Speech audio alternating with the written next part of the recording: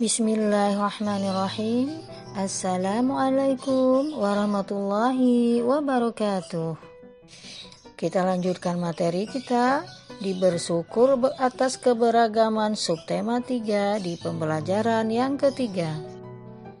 Tujuan pembelajaran kita adalah melanjutkan sifat bunyi memantul dan menyerap dengan benar, menyajikan laporan tentang sifat bunyi memantul dan menyerap dengan benar dan sistematis. Soleh-solehahku, pernahkah kalian bermain engklek? Permainan engklek adalah permainan tradisional yang sangat banyak dimainkan oleh anak-anak Indonesia. Ibu guru pun dulu sewaktu seusia kalian sering bermain engklek. Engklek merupakan permainan lompat pada bidang datar yang digambar di atas tanah. Permainan engklek biasa dimainkan oleh 2-5 orang. Permainan engklek memerlukan keterampilan lokomotor, yaitu kemampuan untuk melakukan gerakan anggota tubuh sehingga seluruh tubuh berpindah tempat. Keterampilan lokomotor sangat penting untuk mengukur kemampuan motorikmu. Beberapa keterampilan lokomotor dasar yang perlu kamu kuasai adalah berjalan, berlari, dan melompat. Nah, sekarang coba ceritakan pengalamanmu bermain engklek kepada temanmu. Apa kesulitan yang kamu temui ketika bermain engklek? Apa yang berhasil kamu capai? Kemudian, apa manfaat permainan engklek bagimu?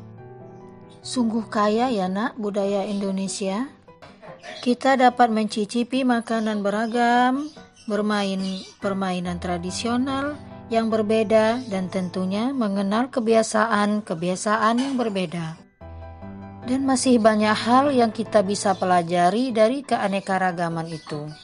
Kita harus tetap bersyukur dengan kekayaan ini. Beberapa permainan tradisional membutuhkan teriakan pemainnya. Semakin banyak yang berteriak, maka semakin banyak pula suara yang kita dengar. Pernahkah kamu mencoba berteriak di lapangan? Apa yang terjadi?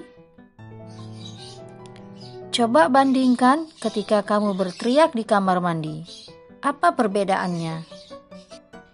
Bunyi yang mengenai permukaan suatu benda dapat dipantulkan atau diserap. Bunyi pantul adalah bunyi yang dapat didengarkan kembali oleh sumber bunyi.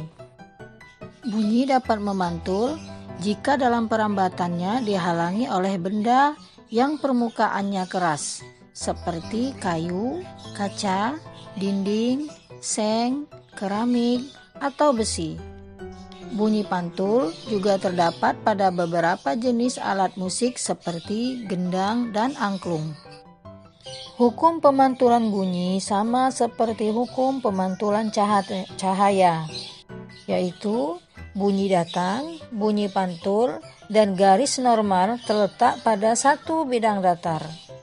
Kemudian, besar sudut yang datang sama dengan besar sudut pantulnya. Bunyi pantul terbagi menjadi 2, yaitu gaung atau kerdam, kemudian gema. Gaung atau kerdam terjadi karena bunyi dipantulkan oleh benda yang jaraknya dekat dengan sumber bunyi. Gaung mengganggu bunyi aslinya sehingga suara yang terdengar menjadi tidak jelas. Sedangkan gema terjadi karena bunyi dipantulkan oleh benda yang jaraknya jauh dengan sumber bunyi. Gema menyebabkan bunyi pantul terdengar setelah bunyi aslinya selesai. Gema terdengar biasanya saat jarak antara sumber bunyi dan dinding pantul lebih dari 20 meter. Gema sering terjadi di gua-gua, lembah-lembah, dan bukit-bukit yang jaraknya jauh serta permukaannya keras dan rapat. Selain itu, gema juga dapat dipergunakan untuk mengukur kedalaman jurang atau gua. Selain bunyi dapat dipantulkan, bunyi pun dapat diserap. Benda-benda yang dapat menyerap bunyi adalah benda yang permukaannya lunak. Benda yang demikian disebut peredam bunyi. Misalnya, karpet, goni, kertas, kain, busa, gabus, dan wol. Benda-benda tersebut dapat digunakan untuk mencegah terjadinya gaung atau kerdam, sehingga pantulan bunyi yang dihasilkan tidak mengganggu bunyi aslinya, atau suara asli terdengar lebih jernih dan lebih jelas. Sekarang tugasnya, ambillah beberapa botol atau alat lainnya yang menghasilkan bunyi seperti ember, gelas, atau kaleng. Bunyikan peralatan tersebut di dalam ruangan dan di luar ruangan. Kemudian, catatlah hasilnya dan bandingkan. Buatlah laporan kegiatan percobaanmu di buku tugasmu masing-masing. Nah, soleh-solehaku, Ibu cukupkan dulu materi kita hari ini. Tetap belajar semangat dan jaga kesehatanmu. Akhir kata, wassalamualaikum warahmatullahi wabarakatuh.